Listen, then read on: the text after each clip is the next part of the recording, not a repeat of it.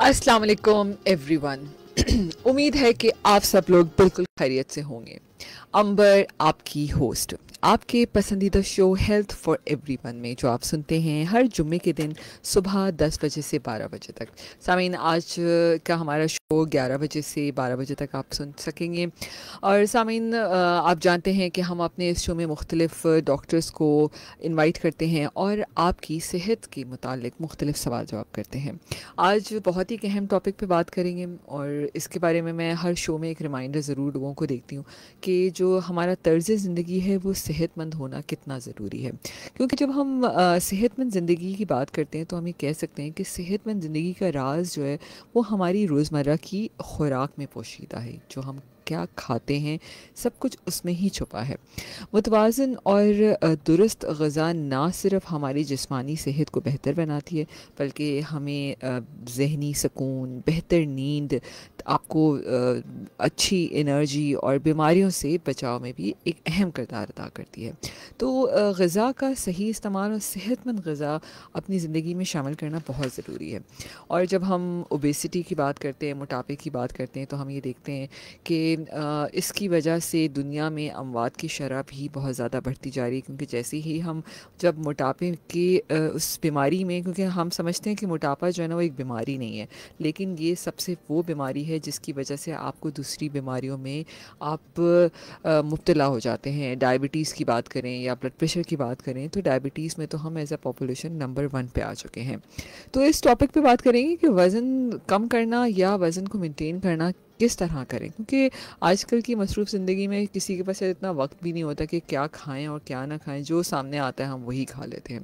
बड़े ज़बरदस्त टॉपिक है, मेरा फेवरेट टॉपिक है, यकीनन आप भी इस पर सुनना चाहेंगे। मिस सैयदा बनीन फ़ातिमा आज हमारे साथ स्टूडियो में मौजूद हैं। She is a senior dietitian from Liaquat national hospital. आज इनसे बात करेंगे कि eat right live well in the role of dietitian in the human health. अस्सलाम वालेकुम बनीन। वालेकुम अस्सलाम। कैसी हैं मिस मैं बनीन आप? ठीक ठाक, आप कैसे हैं? मैं बिल्कुल ठीक हूँ। मिस बनीन, आप थोड़ा सा माइक बिल्कुल अपने ना इस तरह सामने कर लीजिए। यस, बिल्कुल। Thank you so much for coming to health for everyone. आज का टॉपिक मेरा तो बहुत ही फेवरेट है और आप भी ज़ाहिर है सारा दिन लोगों को यही हदायतें देती रहती हैं कि बिल्कुल। अच्छा और हेल्दी खाइए। तो हम सारा दिन वैसे तो खाते पीते रहते हैं, लेकिन हम ये क्यों कहते हैं कि जी सेहतमंद खुराक खानी चाहिए?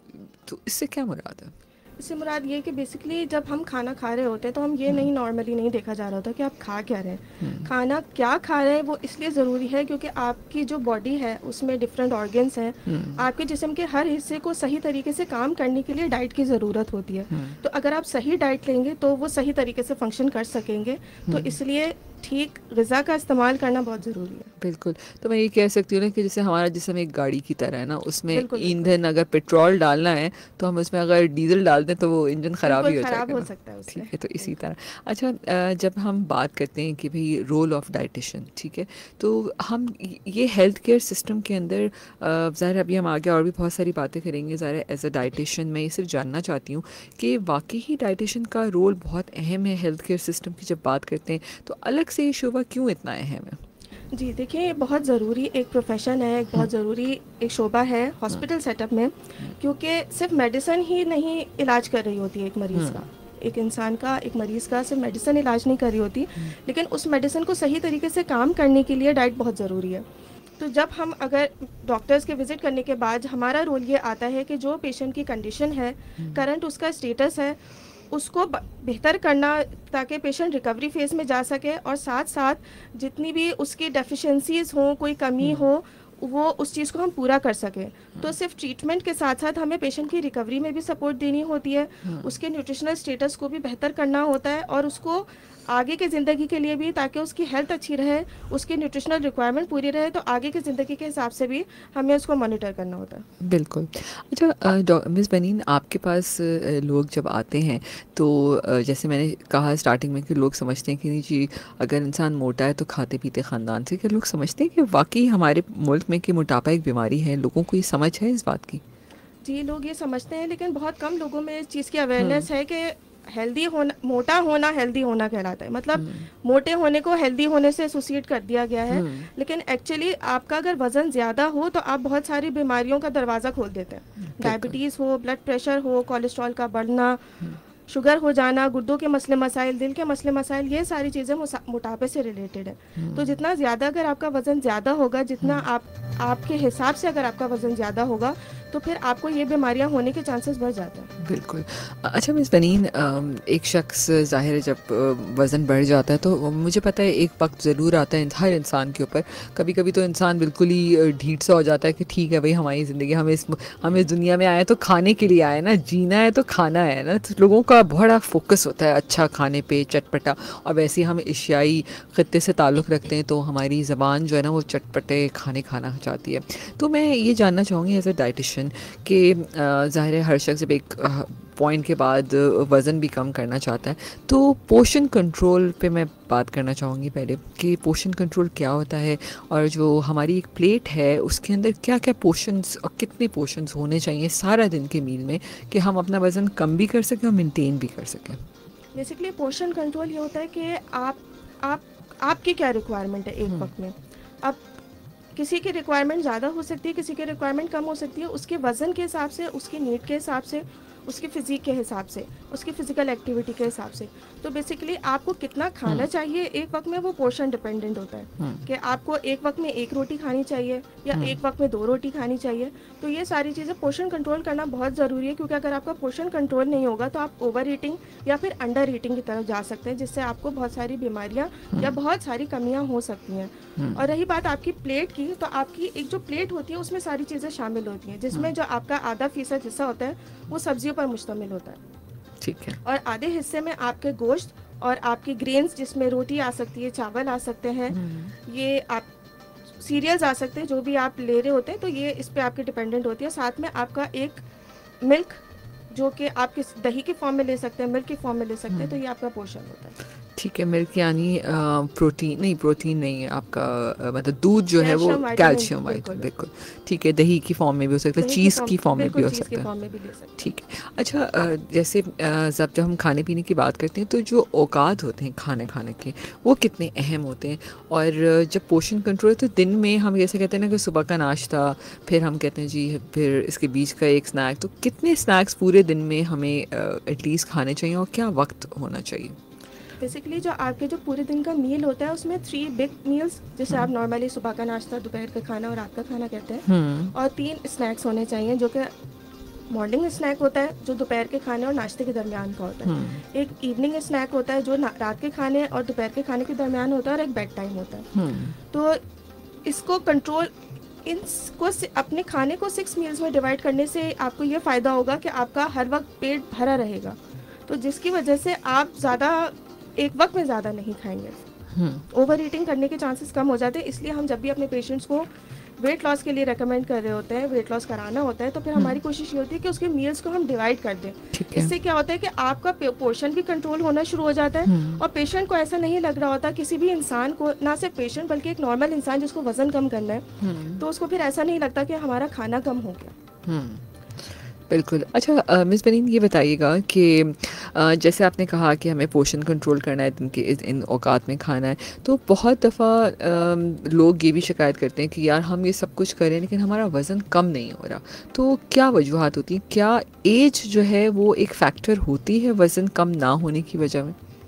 देखिए, एज बिल्कुल फैक्टर होती है, क्योंकि आपकी बॉडी जो है वो हर एज के हिसाब से अलग अलग रिस्पॉन्स कर रही होती है। आपके हार्मोन चेंजेस आ रहे होते हैं, बढ़ती हुई एज के साथ हार्मोन चेंजेस हो रहे होते हैं, प्यूबर्टी हिट होती है, फिर आप टीन एज की तरफ आते हैं, फिर आप टीज की तरफ आते हैं, फिर आप अडल्टहुड की तरफ जा रहे होते हैं। तो आपकी बॉडी की रिक्वायरमेंट्स एज के हिसाब से चेंज हो रही होती हैं, और चीज़ों के रिस्पॉन्सेज भी एज के हिसाब से चेंज हो रहे होते हैं। तो आपके डाइटरी पैटर्न, आपकी लाइफ स्टाइल, आपको हर चीज़ वक्त के साथ साथ बदलते रहना चाहिए, ताकि आप उस चीज़ को मेंटेन कर सकें। सारी ज़िंदगी एक जैसी चीज़ नहीं चल सकती, तो वक्त के साथ साथ आपको अपनी रिक्वायरमेंट चेक करवाते रहने चाहिए, डाइटिशियन से मिलते रहना चाहिए, ताकि आपकी क्या ज़रूरियात है उस हिसाब से आपको देखा जा सके, क्या तब्दीली आ रही है आपकी बॉडी में, आपको किस वक्त किस चीज़ की ज़रूरत है। और रही बात कि लोग ये सोच रहे होते हैं कि वेट लॉस, बिल्कुल ऐसा हमारे पास भी आता है कि वेट लॉस हम करने की कोशिश कर रहे हैं, लेकिन वेट लॉस नहीं हो पा रहा। जादू कर सब चाहते हैं ना, जादू सब चाहते हैं कि शॉर्टकट कोई मिल जाए, सुबह हम उठें तो हमारा 20-25 किलो साइड में पड़ा हो, वजन कम हो जाए। सही बात है। तो ऐसा नहीं होता। उसके लिए आपको थोड़ी मेहनत करनी पड़ती है, फिजिकल एक्टिविटी को इनकॉर्पोरेट करना पड़ता है, आपको एक्सरसाइज करनी पड़ेगी। एक्सरसाइज ना सही, वॉक ही सही, कुछ ऐसी एक्टिविटी अपनी लाइफस्टाइल में चेंजेस करें कि ऐसी एक्टिविटीज़ ऐड करें जो आप नहीं कर रहे होते। नॉर्मली लोग सेडेंट्री लाइफ स्टाइल होता है, इतना ज़्यादा कोई एक्टिविटी नहीं होती, ना चलना फिरना होता है। सिर्फ खाना कम खाने से भी वज़न कम नहीं होता है। अगर आप बिल्कुल, एक तरीका ये भी होता है कि लोग मील स्किप करना शुरू कर देते हैं। क्या कि खाना हम तो कम खा रहे हैं, खाना कम क्या खा रहे होते हैं कि एक खाना स्किप कर दिया, अगले खाने में आपने बहुत ज़्यादा खाना खा लिया। आपने लंच स्किप कर दिया, आप डिनर में आपने प्लेट फुल खाना खा लिया, पेट भर के खाना खा लिया। तो उससे इशू ये होता है कि जब आप मील स्किप कर रहे होते हैं, एक आप टाइमली खाना नहीं खाएंगे तो आपका मेटाबॉलिज्म, जो आपका खाने को हजम कराने के बाद जो आपकी बॉडी यूज़ कर रही होती है, जिसे मेटाबॉलिज्म कहते हैं, तो आपका मेटाबॉलिज्म स्लो हो जाएगा, जिसकी वजह से आपकी बॉडी जो आपने खाया है उसको यूटिलाइज नहीं करेगी, उसे यूज़ नहीं करेगी और वो डिपॉजिट होना शुरू हो जाता है। तो मील स्किपिंग का अगर तरीक़ाकार अडॉप्ट करेंगे तो उसमें ये होगा कि अगर ये सोचेंगे कि वेट लॉस हो सकता है, तो ऐसा बिल्कुल भी नहीं है। मील स्किपिंग से वेट लॉस नहीं होता। वक्फे वक्फे से थोड़ा थोड़ा अगर खाएंगे, फिजिकल एक्टिविटी को इन्वॉल्व करेंगे, अपने लाइफस्टाइल को थोड़ा बहुत चेंज करेंगे। आप किस वक्त खा रहे हैं ये भी चीज़ बहुत मैटर करती है कि क्या आप बहुत देर से खाना तो नहीं खा रहे, बहुत ज़्यादा अगर भूख लग रही हो, उस आप अपनी भूख का इंतज़ार करेंगे तो भी ओवर ईटिंग के चांसेस बढ़ जाते हैं। तो अगर एक स्टैटिक टाइम में अगर आप खाएं, थोड़ी भूख में ही अगर आप थोड़ा बहुत खा लेंगे, तो फिर इससे आपके लिए पोर्शन कंट्रोल करना आसान हो जाएगा, वेट लॉस का प्रोसेस शुरू करना बहुत आसान हो जाता है। बिल्कुल। बहुत मज़े के सवालात आ रहे हैं। इकबाल, आप प्लीज़ इस सवाल के लिए मुझे कॉल मत कीजिएगा, ठीक है? मेरे रेगुलर कॉलर भी हैं, ठीक है? इकबाल लिख रहे हैं कि जी मैडम, मैं रोज़ाना 2 लीटर सॉफ्ट ड्रिंक लेता हूँ, क्या ये नॉर्मल है? थोड़ा सा और भी ले सकता हूँ? तो इसके लिए मुझे बिल्कुल कॉल मत कीजिएगा, ठीक है? ये इनको प्लीज़ बता दें कि सॉफ्ट ड्रिंक्स की नॉर्मली ये एबनॉर्मल है। सॉफ्ट ड्रिंक 2 लीटर हो या 1 ग्लास हो, 20 ml भी हो, तो वो इक्वली नुकसानदेह है, क्योंकि वो आपको एक्सेसिव शुगर्स दे रही है, जिसकी वजह से वेट गेन हो सकता है और आपकी बॉडी में दूसरे नुकसान भी बढ़ने शुरू हो जाएंगे। बिल्कुल। और भी अच्छे सवालात हैं कि जब हम एशियन इसकी कॉन्टिनेंट की बात करते हैं, स्पेशली जब इंडिया पाकिस्तान की बात करें, तो इसमें लिखा है कि नॉरिस पिरातम हैं, आई थिंक इंडिया से ही हैं, शी सेइंग के बिरयानी, कोरमे, कबाब, ये सब जो है ना पाकिस्तान और इंडिया में बहुत सारे घी और ऑयल में बनाए जाते हैं, ठीक है? उसके बगैर फिर मज़ा भी नहीं आता। तो इस पर प्लीज़ बताइएगा कि ऑल ओवर द वर्ल्ड जो घी और ऑयल की कंजम्पशन है, उससे मोटापे का कितना ताल्लुक है, और कौन सा ऑयल, घी जो है ना हमें इस्तेमाल करना चाहिए एज ए लेटेस्ट रिसर्च के मुताबिक? देखिए, फैट किसी भी फॉर्म में हो वेट गेन कराता है। घी, मक्खन, देसी घी, बनास्पति घी, हमारे यहाँ भी अक्सर पेशेंट्स आते हैं कि बनास्पति घी नहीं लेते, हम देसी घी इस्तेमाल करते हैं, देसी घी के पराठे खाते हैं, तो ये इक्वली नुकसानदेह है। इसका आप पहचान ऐसे सकते हैं कि जो चीज़ जम रही है वो आपके खून में भी जमेगी, वो आपकी शरीयानों में भी जमेगी, तो वो आपको सिर्फ मोटा ही नहीं करेगी बल्कि आपके हार्ट के लिए भी हेल्दी नहीं है। तो इसके लिए बेहतर ये कि ऑयल इस्तेमाल करें, लेकिन हेल्दी चीज़ का भी एक लिमिट होती है कि आप उसको कंट्रोल क्वांटिटी में इस्तेमाल करें। ऑयल्स इस्तेमाल कर सकते हैं, वेजिटेबल्स ऑयल हो गया, कोई सा भी आप ऑयल हो, ऑलिव ऑयल हो, कनोला ऑयल हो, सनफ्लावर ऑयल हो, जितने भी प्लांट बेस्ड ऑयल्स होते हैं वो यूज़ किए जा सकते हैं, लेकिन एक लिमिटेड क्वांटिटी में। वही बात, पोर्शन कंट्रोल, आपकी बॉडी के हिसाब से आपकी फ़ैट रिक्वायरमेंट क्या है उस पर बेस करते हुए आप यूज़ कर सकते हैं। बिल्कुल। अच्छा, ये बताइएगा कि बनीन, जब हम कार्ब्स की बात करते हैं, ठीक है, तो हम ये देखते हैं कि ज़ाहिर है जब कोई भी डाइट की जाती है या लोग अपना वेट मेंटेन भी कर रहे होते हैं, तो कार्ब्स के इंटेक पे बड़ा फोकस रहता है। तो कैसे पता चलता है कि ये गुड कार्ब्स हैं, ये बैड कार्ब्स हैं? अब कभी मतलब मैं इतनी सारी चीज़ें पढ़ भी रही होती हूँ, कभी खुद कंफ्यूज हो जाती हूँ। एक तो सोशल मीडिया बहुत आपको कंफ्यूज करता है कि भाई आप जो है चक्की का आटा भी ऐसे नहीं खाएं, आप ये आटा मिक्स करें, ये करें, अलसी का आटा तो बाजरे का आटा तो ये वाला आटा बेहतर है। तो कौन से कार्ब्स जो हैं वो बेहतरीन होते हैं खाने में शामिल करने के लिए? ये सबसे अच्छा सवाल है और ये हमारे यहाँ इसकी सबसे ज़्यादा अवेयरनेस की भी ज़रूरत है कि कार्बोहाइड्रेट कौन से वाले इस्तेमाल करने चाहिए, क्योंकि नॉर्मली हमारे यहाँ सब समझते हैं कि वेट लॉस करना है तो कार्ब्स सबसे पहले कट डाउन कर दें, कार्ब्स लेना बंद कर दें तो आपका वजन कम हो जाएगा। नहीं, आपकी बॉडी को कार्बोहाइड्रेट भी रिक्वायर्ड है, तो उसके लिए ज़रूरी है कि आपको कौन से लेने चाहिए ये पता हो। तो रिफाइंड कार्बोहाइड्रेट्स जो होता है उसको नहीं इस्तेमाल करना चाहिए। रिफाइंड कार्बोहाइड्रेट्स वो जिसमें भूसी नहीं होती, जैसे कि चावल, ठीक है, सफ़ेद आटा, मैदा, ये जो आटे होते हैं इसमें आपको फाइबर नहीं मिलेगा, जिसकी वजह से आपके ना तो सिर्फ शुगर बढ़ेगी, आपके वज़न बढ़ने के चांसेस भी हो जाते हैं। और इसकी वजह से जो नॉर्मली चीज़ ये नहीं पता होती कि रिफाइंड कार्बोहाइड्रेट से भी कोलेस्ट्रॉल बढ़ता है। ओके, ठीक है। तो बेहतर ये रहता है कि आप कॉम्प्लेक्स कार्बोहाइड्रेट्स का इस्तेमाल करें जो कि हेल्दी हैं, जैसे जिसमें चक्की का आटा, चक्की के आटे की रोटी इस्तेमाल करें, हम्म और मकई का आटा हो गया, बेसन हो गया, जौ का आटा हो गया, ये सारे मल्टीग्रेन भी आजकल मिल रहे हैं, मार्केट में अवेलेबल है, लेकिन वो कंपैरेटिवली थोड़ा एक्सपेंसिव हो जाते हैं। अगर अफोर्ड कर सकते हैं, अफोर्डेबिलिटी हो तो आप कोई भी चीज़, कोई सा भी आटा इस्तेमाल कर सकते हैं। और अगर राइस इस्तेमाल कर रहे हैं तो ब्राउन राइस थोड़े से खाने मुश्किल होते हैं, लेकिन ले सकते हैं। या फिर अगर आपको नहीं खाए जाते तो आप पोर्शन कंट्रोल करके चावल कम इस्तेमाल करें, ब्रेड वाइट ब्रेड के बजाय ब्राउन ब्रेड इस्तेमाल करें, अपनी लाइफ में सीरियल को इंक्लूड करें, ब्राउन ब्रेड के बजाय, वाइट ब्रेड के बजाय नाश्ते में आप सीरियल भी ले सकते हैं, ब्राउन ब्रेड भी ले सकते हैं, ओट्स हो गए, दलिया हो गया, गंदम का दलिया हो गया, जौ का दलिया हो गया, तो ये बहुत सारी वेराइटीज होती हैं, ये आप ले सकते हैं। जूसेस के बजाय अगर आप फ्रूट लेंगे तो भी आपको कॉम्प्लेक्स कार्बोहाइड्रेट मिलेगा, क्योंकि आपके फाइबर कंटेंट उसमें ज़्यादा होते हैं। वेजिटेबल्स भी अगर आप लेंगे तो स्टार्ची वेजिटेबल्स जिसमें आलू है, अरबी है, इन स्वीट पोटैटो है, शकरकंदी जैसे कहते हैं, उसके बजाय अगर आप लीफी वेजिटेबल्स इस्तेमाल करेंगे, आप गाजर इस्तेमाल करेंगे, तो इसमें फाइबर कंटेंट ज़्यादा होता है, जिससे आपको एक हेल्दी कार्बोहाइड्रेट जिसे कह सकते हैं वो मिलेगा। बिल्कुल। अच्छा, एक और जो सवाल आया हुआ था, कुछ काफ़ी अच्छे सवाल हैं, आई वांट कि मैं इन सवालात को यहीं से शामिल कर लूँ, ऐसे तो हमारे भी बहुत सारे भी सवालात रहते हैं। अच्छा, यहाँ पर है कि जैसे उन्होंने कहा था कि 10 to 13 के बाद बच्चे प्रोबर्टी में लड़के हों, लड़कियाँ जाती हैं, तो क्या उसमें कोई स्पेशली बच्चों की ग़िज़ाइयत का ख्याल रखना चाहिए? जी बिल्कुल, इस वक्त फीमेल्स में सबसे ज़्यादा हमारे पास ये इशू है, आजकल सबको ही पता होगा PCOS वगैरह ये सब चीज़ें डेवलप हो रही हैं, तो इसमें हार्मोन्स चेंजेस आते हैं, तो उसके लिए आपको डाइट का ख्याल रखना चाहिए, क्योंकि ऐसी सिचुएशन में वेट गेन होने के चांसेस बढ़, जब प्यूबर्टी हिट होती है तो वेट गेन होता है, बॉडी में चेंजेस आते हैं, तो उस वक्त आपकी रिक्वायरमेंट भी बदलती रहती है। हर पेशेंट के, हर गर्ल बॉय जो भी इस फेज से गुजर रहा हो, तो उसकी रिक्वायरमेंट, आपके हेयर चेंजेस आते हैं, आपकी स्किन चेंजेस आते हैं, तो उसकी रिक्वायरमेंट के हिसाब से चीज़ें चेंज होती हैं। किसी की हाइट कम रह जाती है, किसी की हाइट नहीं बढ़ रही होती है, तो नॉर्मली हम इस चीज़ को नॉर्मल ले रहे होते हैं, लेकिन बॉडी की रिक्वायरमेंट्स उस फेज़ में बदल रही होती हैं, हर स्टेज पे बदल रही होती हैं।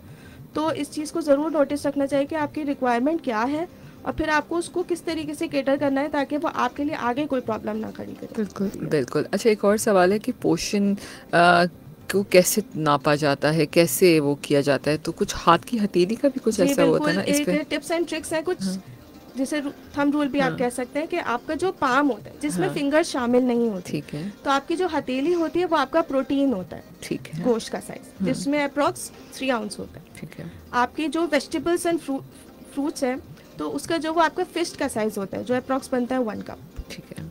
अगर आपको ग्रेन्स ले रहे हैं, कार्ब्स लेने हैं, जो कि आपके रोटी है, चावल है, सीरियल है, तो ये भी इक्वली आपके फिस्ट के हिसाब से एक पूरा हाथ होता है, कि आप अगर उसको कप करें तो फिर वो आपके लिए कार्बोहाइड्रेट जो कि ग्रेन फॉर्म में है वो आप ले सकते हैं। और रही बात फैट की, तो वो आपका थंब होता है, अच्छा पूरा अंगूठा नहीं होता, अच्छा ये थंब का ऊपर का, देखो फेसबुक पे लोग देख रहे होंगे, एग्जैक्टली, जो कि ये आपका पोर होता है, जो कि एक अप्रॉक्स बनता है 1 टेबल स्पून, 1 टेबल स्पून में 3 टीस्पून होते हैं, तो एक एवरेज डेली की आपकी रिक्वायरमेंट होती है। पूरे दिन में 3 टीस्पून, पूरे दिन अगर आपको वेट लॉस करना है तो वाकई में आपको जितना कम तेल इस्तेमाल करें उतना ज़्यादा अच्छा है। तो एक एवरेज जो रिक्वायरमेंट होती है वो 1 टेबल स्पून पर डे होती है।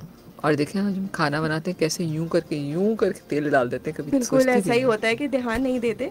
लेकिन वही बात कि हर किसी की रिक्वायरमेंट अलग होती है, लेकिन ये एक एवरेज रिक्वायरमेंट है कि आप इतना, इससे ज़्यादा कोशिश करें ना इस्तेमाल करें। बिल्कुल। अच्छा, एक सवाल है, कह रहे हैं कि जी air fryer cooking is healthy और नॉट। आज का एयर फ्रायर का बहुत फैशन है और बग़ैर तेल के उस पर बहुत अच्छी चीज़ बन जाती है, तो उस पर कुछ कहना चाहिए?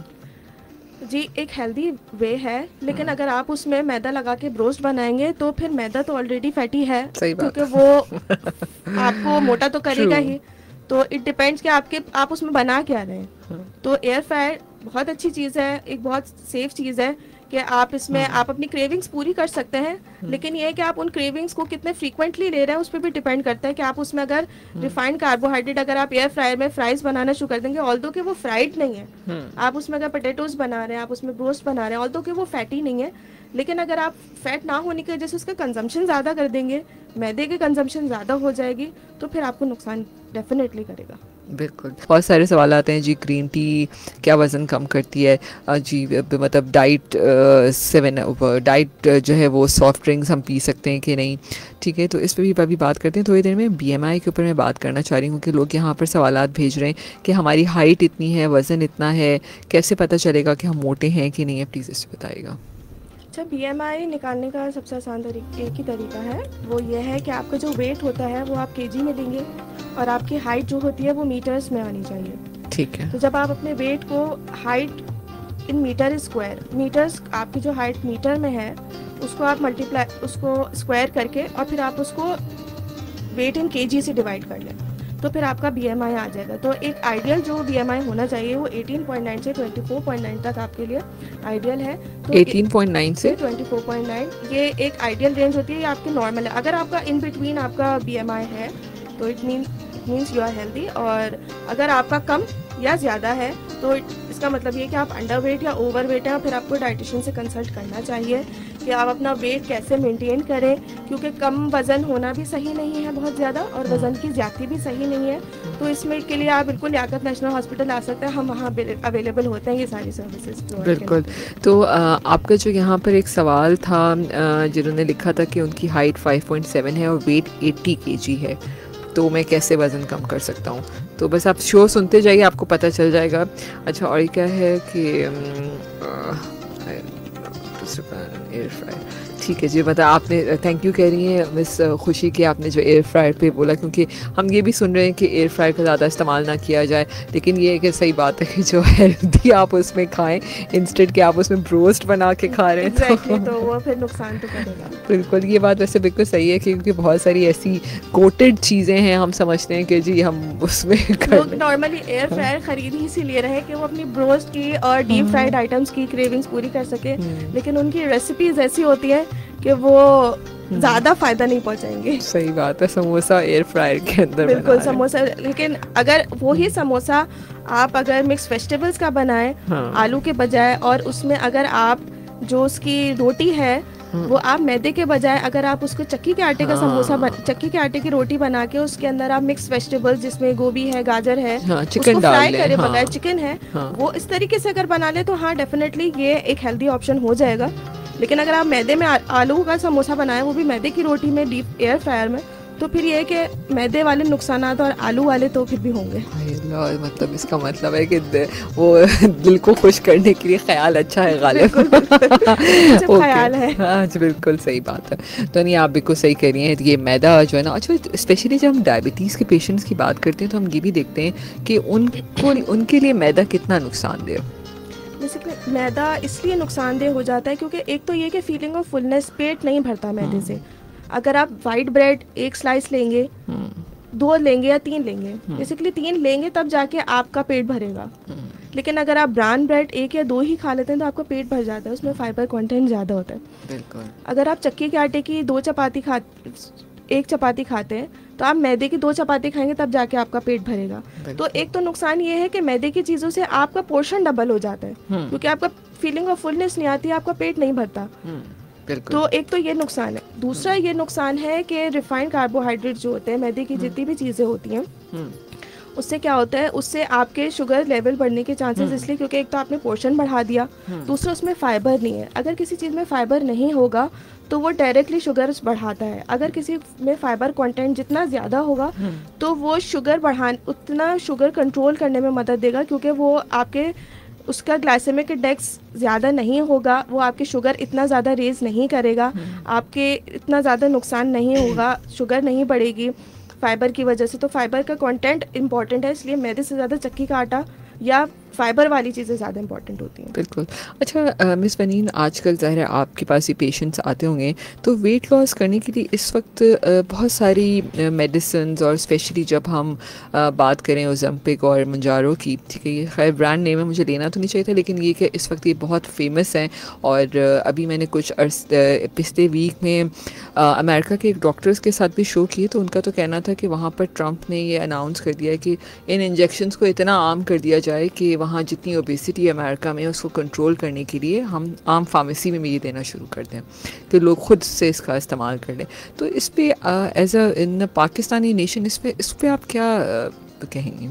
देखिए, ओज़म्पिक और मुंजारो जो है बेसिकली ये इसको GLP-1 कहते हैं, ग्लूकागॉन लाइक पेप्टाइड। बेसिकली ये हार्मोन है।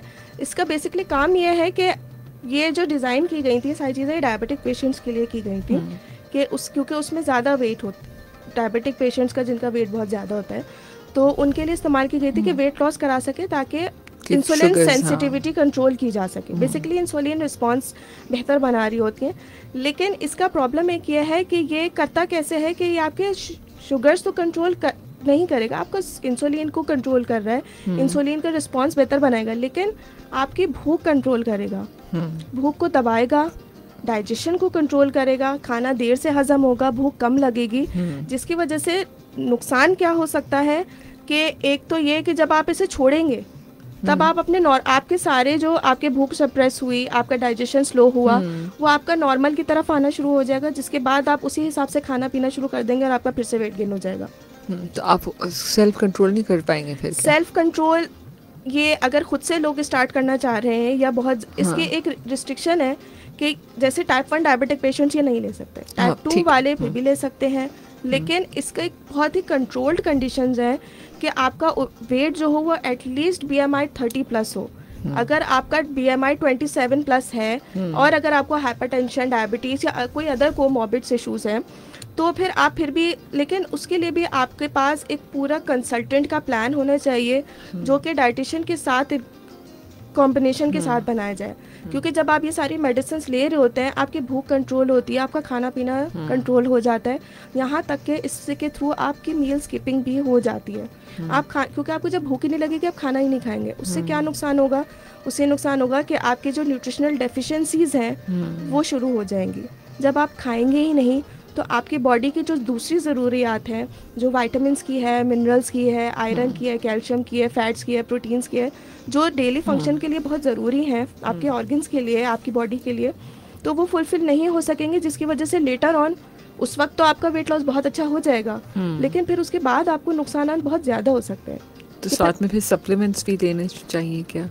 सप्लीमेंट्स को हम इतना ज़्यादा सपोर्ट नहीं करते। बेसिकली जब हमारे पास भी ऐसे पेशेंट्स आते हैं, लेकिन हमारे यहाँ बहुत ही स्पेसिफिक लोगों को ये चीज़ चलाई जाती है, पाकिस्तान में भी इतना ज़्यादा इसका नहीं है यूज़, लेकिन उन ख़ास मरीज़ों में चलाई जाती है जिनको बहुत ज़्यादा ज़रूरत हो, मतलब जिनके लिए फेटल सिचुएशन हो कि अगर वज़न कम नहीं किया तो फिर इनकी जान भी जा सकती है, इनको दूसरे मसले मसाइल हो सकते हैं। तो ऐसी सिचुएशन में फिर डॉक्टर्स और डाइटिशियंस की पूरी एक टीम होती है, उसको प्रॉपर देखा जा रहा होता है कि इस जो पेशेंट की जो डाइट है सिर्फ मेडिसिन के साथ साथ उसको लाइफस्टाइल मैनेजमेंट भी स्टार्ट करा दी जाए कि उसकी डेफिशिएंसीज भी ना हो, वो जो खा रहा है वो सस्टेन कर सके। ऐसे सस्टेनेबल डाइट प्लान बनाए जाते हैं कि जब ये मेडिसिन ख़त्म होंगी, क्योंकि आप इसे लाइफ लॉन्ग नहीं चला सकते, एक पीरियड तक दवा चल रही होती है। कितना ये डिपेंड कर रहा होता है, डॉक्टर्स की प्लानिंग होती है कि उसको कितने किस पेशेंट, वही पेशेंट टू पेशेंट वेरी करता है कि उसकी रिक्वायरमेंट कितनी है, कहाँ आपका टारगेट है, टारगेट पे डिपेंड करता है, बॉडी के रिस्पॉन्सेज पे डिपेंड करता है,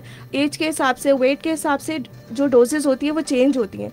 तो हम किसी को भी नहीं कह सकते कि इसकी इतनी रिक्वायरमेंट होगी, वो जब तक कंसल्टेंट डॉक्टर्स ये सब बैठ के इसको पेशेंट को असेस ना कर लें। असेसमेंट के बाद ही फिर ये चीज़ डिसाइड होगी क्या इसको देना चाहिए या नहीं देना चाहिए। और अगर आप ये मेडिसिन देंगे तो फिर आप इनकी लाइफस्टाइल मैनेजमेंट पे बहुत फोकस रखना पड़ता है कि जब ये छोड़ेंगे तो फिर ये वापस से उस तरफ ना रिवर्ट हो जाए कि फिर से फिर आप इस प्रोसेस को स्टार्ट करें, जो कि एक बहुत हेल्दी भी है, बहुत एक्सपेंसिव भी है और बहुत ज़्यादा टायरिंग भी हो जाएगा। आई नो, सही कह रही हैं आप बिल्कुल, क्योंकि हम ये देख रहे हैं कि आजकल तो पूरी जो इंडस्ट्री है हमारी, इसमें जब आर्टिस्ट और फिल्म इंडस्ट्री और इन सब की बात कर रहे हैं तो मतलब इतना वेट लॉस लोगों का हो रहा है कि मैं खुद देख देख के हैरान होती हूँ कि यार 2 महीने में इतने दुबले हो गए लोग। देखिए, वेट लॉस बहुत रैपिड अगर आप करेंगे, आप चाह रहे हैं कि अगर 1 महीने में आप 20 से 25 किलो रखें, वो फैसिनेटिंग तो बहुत लगता है, लेकिन एक इंतहाई अनहेल्दी वे है कि आपको आप उस वक्त से वज़न कम कर रहे हैं लेकिन आप अपनी बॉडी की नीड्स को नहीं पूरा कर रहे हैं। आपको न्यूट्रिशनल क्योंकि आप जब खाना नहीं खाएंगे इन मेडिसिन की वजह से आप शॉर्टकट अप्लाई कर रहे हैं, उस वक्त तो आपको फ़ायदा हो जाएगा, लेकिन आपको लेटर ऑन इससे काफ़ी सारे नुकसानात हो सकते हैं। सो ट्रू, बिल्कुल आप सही कह रही हैं। Thank you so much miss Vaneen, एक दफ़ा फिर आपका बहुत बहुत शुक्रिया आने के लिए। बस मैं हमेशा से इतना ही कहूँगी कि अपने सेहत का ख्याल ज़रूर रखिए। और ये वाक़या मैं बहुत दफ़ा आखिर में ज़रूर शेयर करती हूँ जब हम सेहत और खाने पीने की बात करते हैं, कि एक दफ़ा जब हज़ूर सल्लल्लाहु अलैहि वसल्लम मदीने में थे तो उन्होंने एक तबीब को रखा कि ताकि उनके साहबा इकराम की कोई तबीयत ख़राब हो तो उसको देख सके। लेकिन काफ़ी 6-7 महीने के बाद वो तबीब हज़ूर सल्लल्लाहु अलैहि वसल्लम की खिदमत में हाज़िर हुआ, कहने लगा कि मैं चाहता हूँ कि जिस चीज़ की मुझे उजरत मिल रही है वहाँ मैं उसका इस्तेमाल नहीं हो रहा, मैं यहाँ से जाना चाहता हूँ। लेकिन जाने से पहले एक सवाल पूछना चाहता हूँ कि इतने अरसे में कोई मेरे पास बीमार बंदा आया ही नहीं, तो क्या ऐसी वजह है? तो हज़रत सल्लल्लाहु अलैहि वसल्लम ने कहा कि यहाँ के जितने भी लोग हैं वो भूख छोड़ के खाना खाते हैं। ठीक है, तो एतदाल पसंदी खाने के मामले में, ज़िंदगी के हर मामले में ही एतदाल पसंदी होनी चाहिए, और स्पेशली खाने के मामलात में तो ज़रूर होनी चाहिए। बिल्कुल ज़रूर होनी चाहिए। बिल्कुल। और हमारा जिस्म जो है ना वो हमें फ़ौरन बता देता है कि हम मसले में हैं इस वक्त, तो प्लीज़ देख के खाना खाइए, क्या खा रहे हैं ज़रूर। आजकल तो डिजिटल दौर है, हर चीज़ जो है ना वो ऑनलाइन अवेलेबल है, तो प्लीज़ ज़रूर सर्च कीजिए। अच्छी बात होती है कि कोई अच्छे आर्टिकल्स आप इस पर पढ़ें, डाइटिशन्स मौजूद हैं, मिस वनीन के पास जाना चाहें, उनसे मशवरा करना चाहें तो लियाकत नेशनल में। आपकी ओपीडी कब होती है, कब क्लिनिक्स होती हैं? मंडे एंड थर्सडे को 2:30 to 5 होती है हमारी ओपीडी। वैसे तो डेली होती है, मैं उस वक्त अवेलेबल होती हूँ। मंडे टू सैटरडे 2:30 से 5 बजे तक ओपीडी ब्लॉक 2 में डाइटिशियन की ओपीडी होती है। तो किसी भी किस्म के मसले के हवाले से कोई इन्फॉर्मेशन चाहिए, कोई अवेयरनेस के लिए आपको किसी डाइटिशियन से मिलना है, तो आप पूरा हफ्ता किसी भी दिन जाके 2:30 से 5 बजे आप डाइटिशियन से मिल सकते हैं। बिल्कुल। तो और भी सवालात आ रहे हैं, लेकिन अब हमारा वक्त ख़त्म हो गया। बगैर एक्सरसाइज के वेट लॉस हो सकता है? डॉक्टर साहब नहीं, वेट लॉस हो सकता है लेकिन एक्सरसाइज को ज़रूर शामिल करें तो ज़्यादा अच्छा होगा। ठीक है, अपना ख्याल रखिएगा। इंशाल्लाह अगले हफ्ते फिर मिलेंगे नए टॉपिक्स के साथ। Thank you so much miss Vaneen. अल्लाह हाफ़िज़।